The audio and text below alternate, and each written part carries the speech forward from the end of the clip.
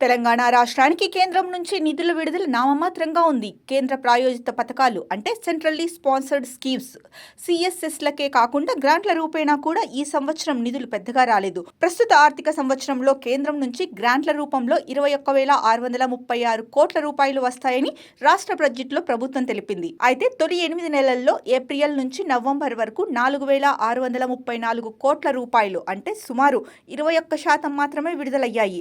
గ్రాంట్లు ఎక్కువగా రాకపోవడంతో రాష్ట్ర ఆర్థిక పరిస్థితిపై ఒత్తిడి అధికంగా ఉంది.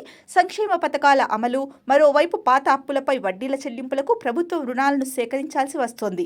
ఇక వెనుకబడిన జిల్లాల్లో అభివృద్ధి పనులకు 1,800 కోట్లు రావాల్సి ఉందని, వాటిని విడుదల చేయాలని రాష్ట్ర ప్రభుత్వం పదే పదే కోరగా కేంద్రం ఈ ఏడాది 450 కోట్లు ఇచ్చింది.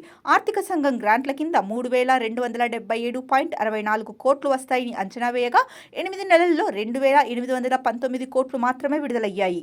ఇక సిఎస్ఎస్కు ఇచ్చే నిధులు రాష్ట్రానికి అత్యంత కీలకం. కానీ వీటికి కూడా నిధులు పెద్దగా విడుదల కావడం లేదని కొంతమంది అధికారులు వాపోతున్నారు.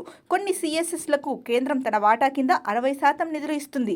మిగిలిన 40% రాష్ట్ర ప్రభుత్వ వాటా కింద జమ చేసి ఖర్చు చేయాలి. ఇలా ఖర్చు చేసినట్లు వినియోగ ధృవీకరణ పత్రాలను అంటే యూసీను కేంద్రానికి పంపితేనే మరుసటి ఏడాది అధిక నిధులు ఇస్తుంది.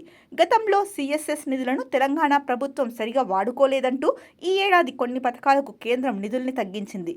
వచ్చే నెల 1న పార్లమెంట్లో ప్రవేశపెడుతున్న కొత్త బడ్జెట్లోనైనా రాష్ట్రానికి కేంద్రం అధిక నిధులు ఇవ్వాలని రాష్ట్ర సర్కార్ ఆశిస్తోంది. రాష్ట్ర ప్రభుత్వం ప్రతిష్టాత్మకంగా చేపట్టిన RRR, ఫ్యూచర్ సిటీ, మూసీ పునరుజ్జీవం, మెట్రో విస్తరణలతో పాటు పునర్విభజన చట్టంలో పేర్కొన్న కేంద్ర ప్రాజెక్టులకు బడ్జెట్లో ఎక్కువ నిధులు కేటాయించాలని సర్కార్ కోరుతోంది. ఇటీవల సీఎం రేవంత్ రెడ్డి, ఉప ముఖ్యమంత్రి బట్టి విక్రమార్క, పలువురు మంత్రులు ఢిల్లీలో కేంద్ర మంత్రులను కలిసి రాష్ట్రానికి రావాల్సిన నిధుల గురించి వినతి పత్రాలను అందజేశారు. నిధుల విడుదలలో జాప్యం వల్ల కొన్ని సిఎస్ఎస్ పనులు వేగంగా జరగడం లేదని వివరించినట్లు సమాచారం.